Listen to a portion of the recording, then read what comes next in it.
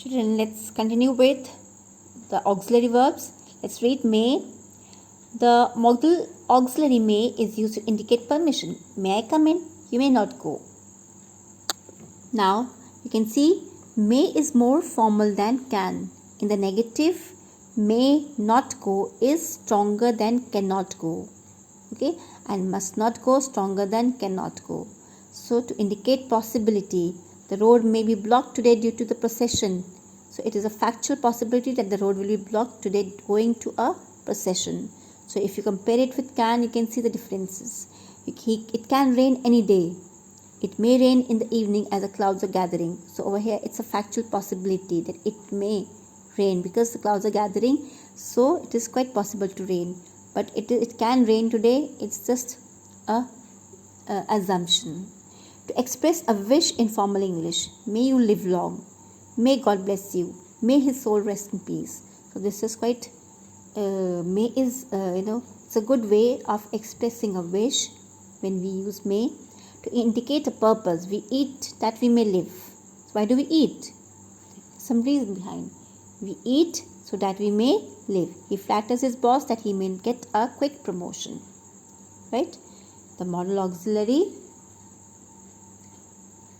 might is used. So you can see the might as a past tense of may in the indirect speech. That he said he might come. If it is written he, it's an indirect speech, may changes into might. Okay.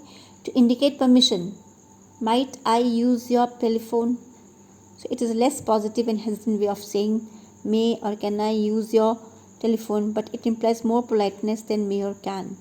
So, but we usually do not use such kind of sentence. Might I use your telephone? Doesn't sound, it looks quite absurd to use, but then we are not used to it. It might rain. It expresses possibility. So you can see a part. It is less positive and indicates remote possibility as compared to it may rain. Okay. So in modern English, could and might be are used less positive versions of can and may. That means you cannot say might I use your telephone. So in modern English, we do not speak such a sentence, right? You just avoid it. Next is must. The modal auxiliary must is used to indicate obligation or compulsion. You must be back by 10 o'clock. You must not do it. You must see a doctor. So that is an obligation or a compulsion. To indicate determination, I must finish the work by next Monday at any cost. To express some strong possibility, there must be some mistake somewhere. All his money and jewels must be hidden somewhere in this cave. Okay. So next is ought. The modal auxiliary ought is used to express moral obligation. Okay. You ought not to speak to your parents in this manner. That is, it's moral. It's not good. It's not in your morals that you should speak in such a way to your parents. So you ought not to speak. So you see the framing of this, how the sentence has been constructed, children. Please note it down. We ought to love our neighbors. The verb that follows ought is a full infinitive having to before. See, ought not to. It should have to. When you write ought, it should be followed by to. To stress this point, ought is sometimes referred to as ought to. The idea of obligation can also be expressed with should or must. Like, you should not speak to your parents in this manner. Okay, you must not speak to your parents in this manner. So we can use these two words should or must instead of ought. Okay, or vice versa. The negative form of ought to is ought not to. This is positive. Ought to, we should. Ought not to, we should not. Clear? Next is children, dare. You must have heard these two words, dare and need. These are also modal auxiliaries or finite. They are used as finite verbs. Okay. These their uses in some cases may look different from those of other modal auxiliaries. Dare as a modal auxiliary means be bold enough to. It is commonly used in interrogative and negative sentences. It can also be used with do or did. Children, I am reading this chapter for you because usually we avoid reading these some minute points in this chapter. So purposely reading for you so that you just go through each and every sentence and be thorough with it, because you must be thinking that these we already know, but then you need to go through it once again. Okay. Now the do or did interrogative and negative forms are followed in theory by the infinitive with to, but in practice the to is often omitted. Like, how dare you fight with me? He dare not go against me. Does he dare fight with me?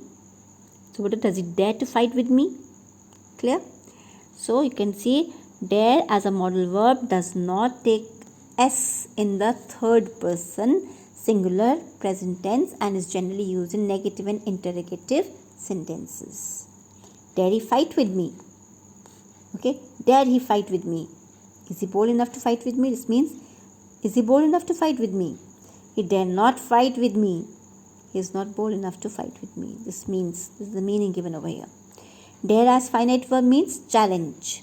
As finite verb, it is limited by number and person of the subject. He dares me to jump over the wall. That is, he challenges. He dared Duryodhan to fight with him. Means he challenged. Does he ever dare you to fight? That is again a challenge. Okay. Next is need.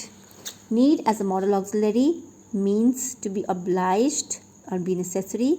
Commonly used in negative and interrogatives. Interrogative negatives are followed by infinitives without to. Need as a modal does not take s in third person. We never write needs. Okay. So we always make use of need, just like dare.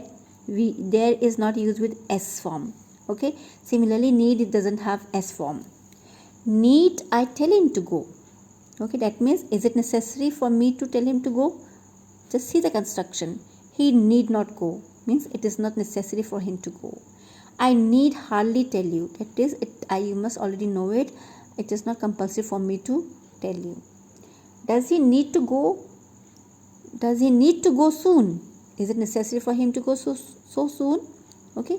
Need as a finite verb means want or require or be in need of. Like, does he need any help? Okay. Does he require any help?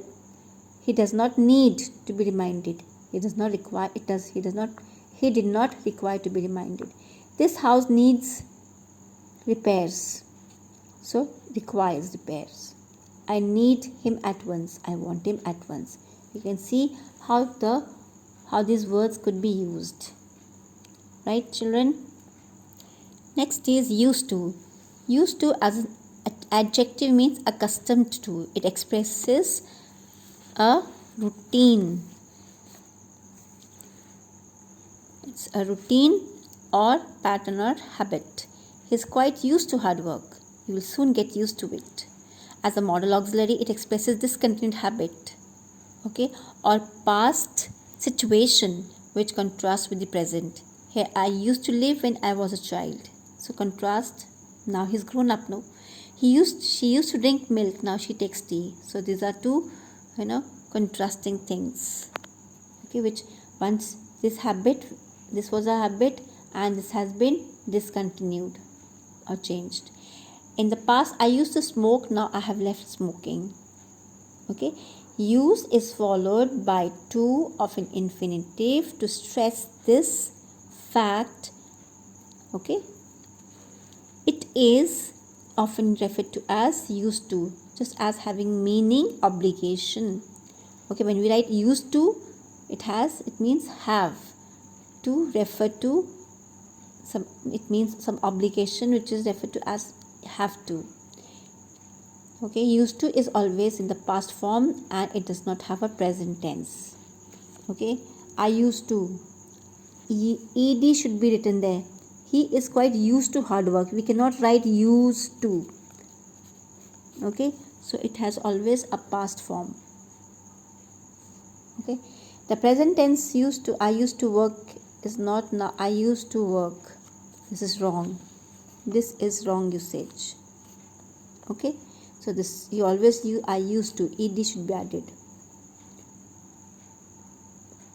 But in the simple present tense, now I work in Kolkata.